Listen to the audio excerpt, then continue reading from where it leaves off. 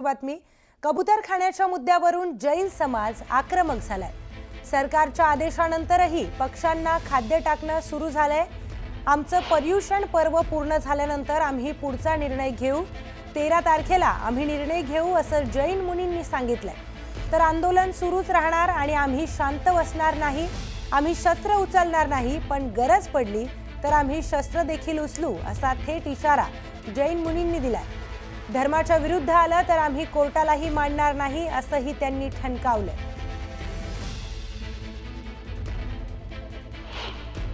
आता हा जो निर्णय आहे कोर्टामध्ये चालू आहे। मी पूर्व 3 तारखेला निर्णय घेतला होता। जर बीएमसी आणि राज्य सरकारने कोर्टने जर निर्णय नाही दिला तर आम्ही इथं अनशन करूया। मी नाही, पुरा सकल जैन समाज। परंतु मी आदेश कोर्टाचा आदेश आणि पोलीस प्रशासनाचा धन्यवाद देतो की त्यांनी देवेंद्र फडणवीस जी, मंगल प्रभात लोढे जी, त्यांनी जो भी आपले जे जैन समाजाने निर्णय दिला आहे की भाई लोकांना दाना टाकणं चालू झालेला आहे। काय झालंय, आमची इच्छा ही आहे की जितने कबूतर 900 जास्त वर्ध कबूतर मेले आता दोबारा मेले नाही पाहिजे। आता हा जो निर्णय आहे कोर्टामध्ये चालू आहे। मी पूर्व 3 तारखेला निर्णय घेतला होता। जर बीएमसी आणि राज्य सरकारने कोर्टने जर निर्णय नाही दिला तर आम्ही इथं अनशन करूया। मी नाही, पुरा सकल जैन समाज।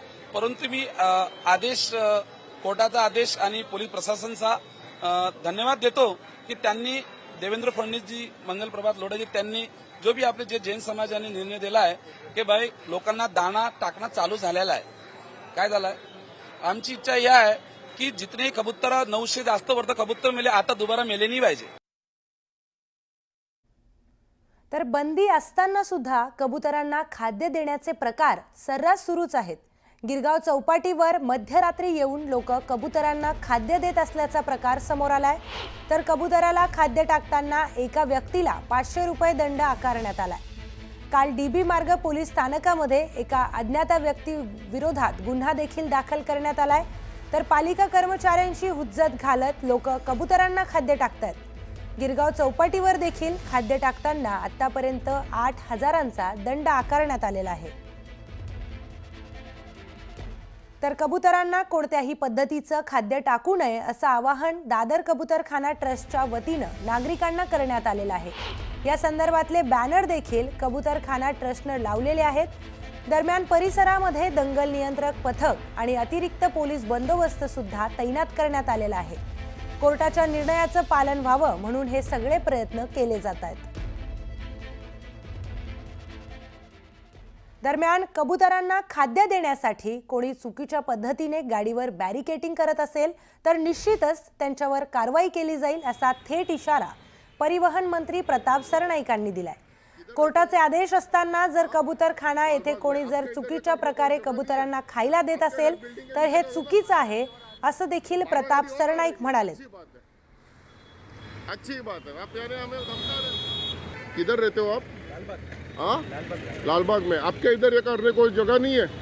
आपके घर बिल्डिंग के नीचे करो ना। 12 गाड़ी और आ रही है। 12 गाड़ी और आ रही है, अच्छी बात है, अच्छी बात है। आप यानी हमें धमका रहे हो कि आप 12 गाड़ी और ले रहे हो। नहीं नहीं, आप सही हो, आपके इधर जगह नहीं है ये करने को। वहाँ पे डालने के लिए मना किया है ना।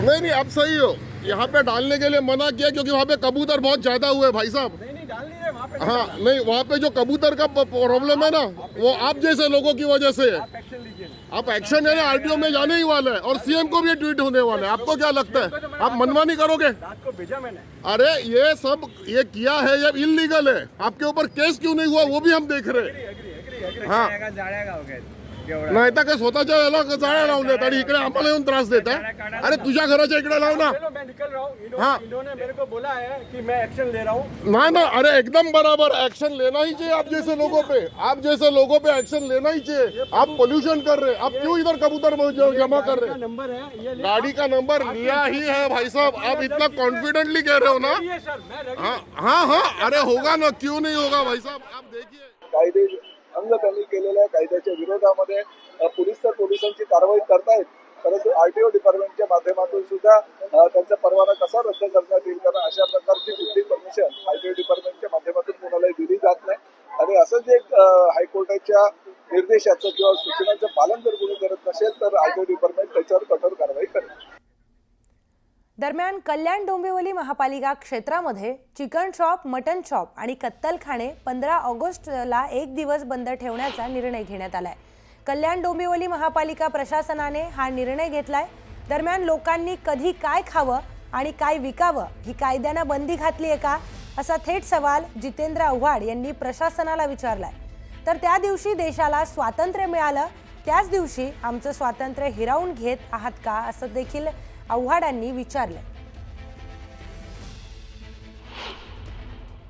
सर्व कल्याण डोंबिवली महानगरपालिका क्षेत्रातील महानगरपालिकेतील नागरिकांना आपण असं आवाहन केलेलं आहे की 15 ऑगस्ट स्वातंत्र्य दिनानिमित्त जे लहान आणि मोठ्या जनावरांचे कत्तलखाने आहे ते पूर्णपणे बंद ठेवण्यात येणार आहे. त्याबाबत आपण महापालिकेतर्फे जाहीर आवाहन केलेलं आहे. लहान म्हणजे कोंबड्यापासून ते सर्व चिकन शॉप, मटन शॉप आणि मोठ्या जनावरांचे जे कत्तलखाने आहेत. यांच्या बापाचं आहे का हे सगळं राज्य? काय चालू आहे आता? लोकांनी कधी काय खावं, दुकानदारांनी कधी काय विकावं, याला काय शॉप अँड एस्टॅब्लिशमेंट कायद्यामध्ये काय बंधनं दिलीत का कोणी? काय कुठली बंधन आहेत का कोणावरती? काय काय तमाशे लावलेत? म्हणजे किती किती द्वेषाच्या भावना पसरवायच्या आहेत तुम्हाला? आम्ही काय खावं कुठल्या दुकानात, आणि ते पण स्वातंत्र्याच्या दिवशी, ज्या दिवशी देशाला स्वातंत्र्य मिळालं त्या दिवशीच तुम्ही आमचं स्वातंत्र्य हिरावून घेणार. काय तमाशा लावलाय? मी अजून बोललो नाही कल्याण डोंबिवलीमध्ये, पण मी 100% सांगतो की कल्याण डोंबिवली मधला बहुजन समाज याला विरोध करणार. मी तर विचार करतो एखादी पार्टी बिल्टी ठेवूया कुठेतरी, कोंबडी, मटण, चिकन सगळ्याची पार्टी ठेवूया. कशासाठी काय करू शकतो? 15 ऑगस्ट आहे त्याच्यामुळे आणि हे आयुक्त कोण आहेत आम्हाला सांगायला आम्ही नॉनव्हेज खाऊ शकतो की नाही खाऊ शकत? मुख्य गोष्ट म्हणजे देशात आज हेच चाललंय. एका बाजूला आपण पाहतोय तिथून राष्ट्रपती ट्रम्प हे वेळोवेळी टॅरिफ वाढवत चाललेले आहेत. दुसऱ्या बाजूला आपण पाहतोय ब्रिज कोलॅप्स होत आहेत, रस्त्यानं खड्डे पडलेले आहेत. पलावासारखा रस्ता एवढा खराब झालेला आहे. रस्त्यांची परिस्थिती बिकट असताना हे जे कोणी आयुक्त आहेत त्यांना तर सस्पेंड केलं पाहिजे की लोकांना काय खायचं आणि काय नाही खायचं सांगण्यासाठी आणि नॉनव्हेज बंद करण्यासाठी. तर शरद पवार यांच्या मंडल यात्रेवर मुख्यमंत्री देवेंद्र फडणवीस यांनी देखील भाष्य केलंय. वर्षानुवर्ष त्यांनी ओबीसी समाजाला केवळ पाण्यात बघितलं. कोणत्याही प्रकारच्या योजना ओबीसी समाजापर्यंत पोहोचू दिल्या नाहीत. पण ओबीसीची शक्ती काय आहे हे त्यांच्या आता लक्षात आलं आहे आणि त्यातूनच शरद पवार मंडल यात्रा काढत असल्याचा टोला मुख्यमंत्री देवेंद्र फडणवीस यांनी लगावलाय. तर ठाकरे एकत्र आले हे किती दिवस सांगत बसणार, असं देखील त्यांनी टीका करत म्हटलंय. ओबीसी समाजाला केवळ पाण्यात बघितलं. कुठल्याही प्रकारच्या योजना ओबीसी समाजापर्यंत पोचू दिल्या नाहीत. ओबीसी समाजाला केवळ भाषणाचं राजकारण त्यांनी दिलं. आणि म्हणून आज ज्यावेळी ओबीसी समाज हा दुरावलाय असं लक्षात आलं तर आता ते यात्रा काढतायत. पण नुसती यात्रा करून फायदा होणार नाही. ओबीसीच्या पाठीशी तुम्ही ठामपणे उभे आहात हे कधीतरी दिसू द्या. ज्यावेळी ओबीसींवर संकट येतं त्यावेळी मात्र तुमची भूमिका नरोवा कुंजरोवा असते, हे ओबीसींनी बघितलेलं आहे. पण ठीक आहे, आता आठवण आली असेल तर ती कृतीत दिसेल अशी अपेक्षा करूया. ठाकरे एकत्रित आले. आता या संदर्भात मला असं वाटतं किती दिवस आपण तेच ते सांगत बसणार आहे.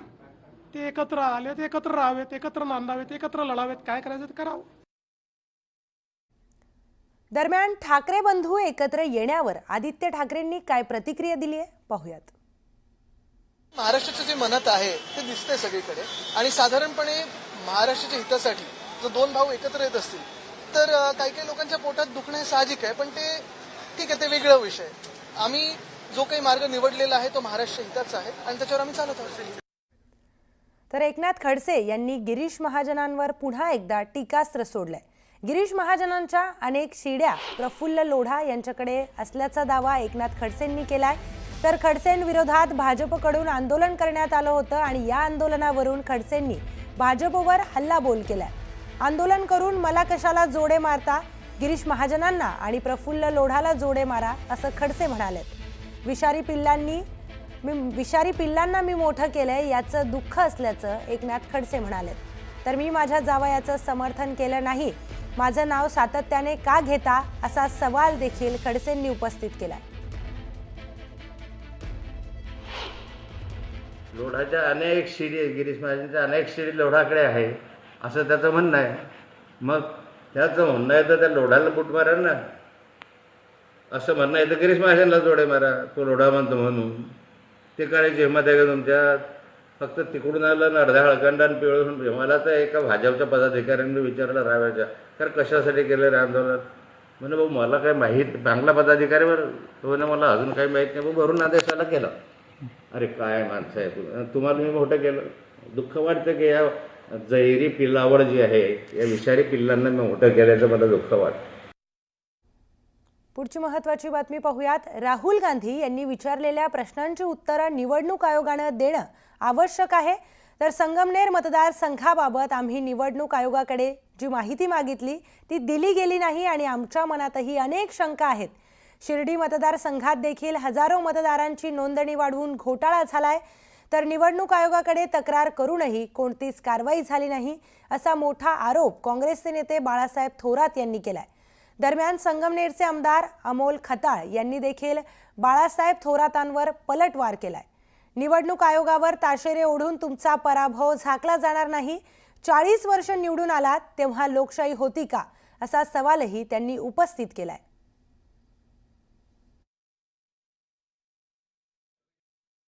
संगमनेरच्या बाबतीत सुद्धा जे काही आम्ही माहिती मागितली ती आम्हाला दिली नाही. आमच्या माहिती व्यतिरिक्त आम्ही जे म्हणतो तो आम्हाला व्हीव्हीपॅट मोजायला द्या, तो अचानक निर्णय सुप्रीम कोर्टनं सांगितल्यानंतर निर्णय फिरवला गेला, आम्हाला तो दिलेला नाही. अनेक शंका आमच्या मनामध्ये सुद्धा आहेत. म्हणजे ईव्हीएमच्या सह आमच्या मनामध्ये शंका आहे. परंतु इथे शिर्डी मतदारसंघामध्ये हा मतदार नोंदणीचा घोटाळा चाललेला आहे हे स्वतः आपण कॅमेऱ्यामध्ये तुम्हीच कैद केलेले. याच्या पलीकडे जाऊन आम्ही त्यामध्ये तक्रारी सुद्धा निवडणूक आयोग केल्या होत्या की या मतदारसंघात अनेक घोटाळे चालले, हजारो मतदान वाढवले जातंय, हे थांबलं पाहिजे. याच्यावर अतिशय हास्यास्पद म्हणावं लागेल हा आरोप त्यांचा. 40 वर्ष तुम्ही निवडून आले त्यावेळेस तुम्हाला लोकशाही जाणवली, आज तुम्ही पराभव झाला हा मोठ्या मनाने मान्य करायला पाहिजे. तुम्ही निवडणूक आयोगावर तुमचे नेते जे आहेत राहुल गांधी हे वेळोवेळी यांच्या वैचारिक दिवाळखोरीचं लक्षणं दाखवत असतात. आयोगावरती ताशेरे ओढून झालेला पराभव तुमचा झाकला जाणार नाही. यापुढे होणाऱ्या निवडणुका, विविध राज्यांमध्ये निवडणुका होणार आहेत, या निवडणुकांमध्ये जिवंत राहण्यासाठी कार्यकर्त्यांना चार्जिंग ठेवण्यासाठी केविलवाणी त्यांचे प्रयत्न सुरू आहेत. पुढची बातमी पाहूयात. अहिल्यानगरच्या अकोलेमध्ये काल आदिवासी दिन मोठ्या उत्साहामध्ये साजरा करण्यात आला.